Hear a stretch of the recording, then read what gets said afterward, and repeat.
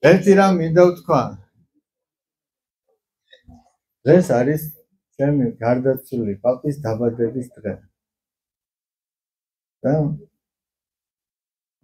ხვალ არის ჩვენი ძვირფასი ჯუნას დაბადების დღე.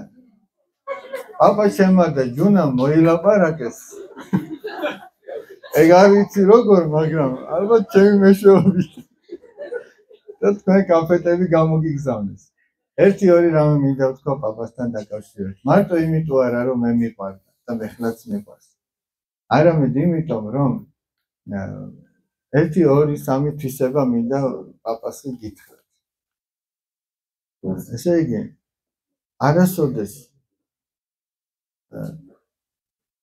იმის გამო რომ თვითონ არ დაზარალებულიყო, სხვას არ დააზარალებდა არაფერი. ერთი უნდა თვითონ მიეღო ის ზარალი, ვიდრე სხვა დაზარალებულიყო მის გამო. ეხლა პაპამ არ იცოდა სახარება. ის კი არა ბოლოს, ესე იგი, ბოლოს ისწავლა პიჟრის გადაწერა რაღაცა, მაგრამ ეხლა ის რასაც აკეთებდა, აი დღეს ვიხსენებდი.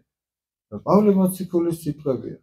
რატომ არ არჩევთ ნაწყენად დარჩენას, რატომ არ არჩევთ დაზარალებულად დარჩენას? ანუ ჯობია შენ გეწყინოს ვიდრე სხვა საწყენი. აი ის რომ ამბობს ვაჟობშაველა.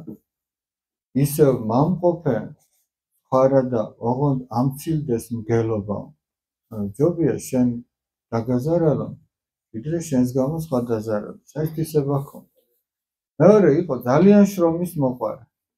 ძალიან შრომის მოყვარე იყო. ეხლა ამას სოფელშიც ვისაც არ უნდა კითხო, ივანიც შეძახდნენ ხოლმე, ივანე ერქვა მამას, პაპა ჩემისა და ძალიან შრომის მოყვარე იყო, მაგრამ სტუმარი რომ მოუვიდოდა, ყველაფერს დაანებებდა და თავს და შეეძლო რომ დილიდან საღამომდე სტუმართან გაეტარებინა დრო.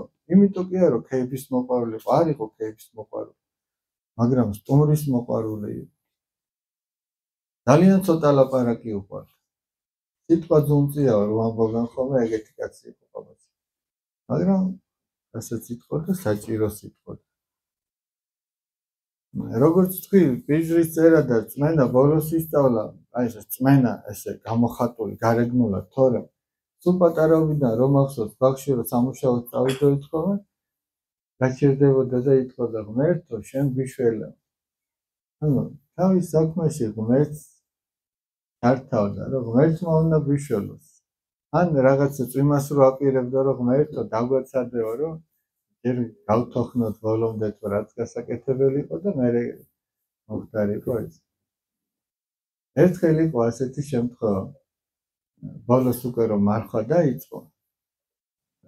დღევანდელ დღეს 30 დეკემბერია და ყოველთვის ნათესავები ავდიოდით ხოლმე მიულოცავდით იქ რაღაც უფრო იყო. დღესაც ვიყავით საფლავზე. იმიტომ რომ პაპის საფლავზე თუ არ მივიდა, კაცი სხვანაირად უნდა მივიდეს. დღესაც დაბადების დღეა მის. ერთხელ ავედით და არ იციან ახლა ჩვენმა ნათესავებმა რომ მარხვაზეა პაპა. და იქ რაღაც ხორციანი რაღაც გამომზადეს, რაღაც როგორც წინა წლებში იყო რომ არ მარხულობდა ხოლმე და ზოგმა ეს თქვა რომ მე მარხვაზე ვარ, ვისაც შესთავაზეს და პაპავს არ უთქვას მარხვაზე ვარ. პაპამ თქვა არ მინდა. მეტი არაფერი. თან მარხვაზე იყო, თან არც გამოაჩინა რომ მარხვაზე. ვერც ერავინ მიხვდა რომ იქ პაპა მარხულობდა. იმიტომ რომ პაპამ თქვა რომ არ უნდოდა და მორჩა. არ უნდოდა ამას დიდი ამბები, მაგრამ ის მარხულობდა. ესე რომ აი იარ იმას უწევდა თავის მარხვას, რომ მე არ იქა მარხვაზე. ადრე ხა ხო არ იყო ხოლმე ეს ინტერნეტი, ეს კალენდრები რაღაცები, მაგრამ ივანიც ეკითხებოდნენ ხოლმე. აბა როდის არის ეს დღესასწაული, აღდგომა როდის არის ამ წელს და ესენი სულ კითხულობდა, სულზეპირად იცოდა ხოლმე. მე ამ ყველაფერს და კიდევ მრავალ რამეს ესე იგი მადლიერებით ვიხსენებ ხოლმე პაპისთან. ყველას გისურვებთ, რომ აი ეგეთი პაპები ყოფილიყავით, პაპა რო იყო. ავდგეთ ვილოცავთ.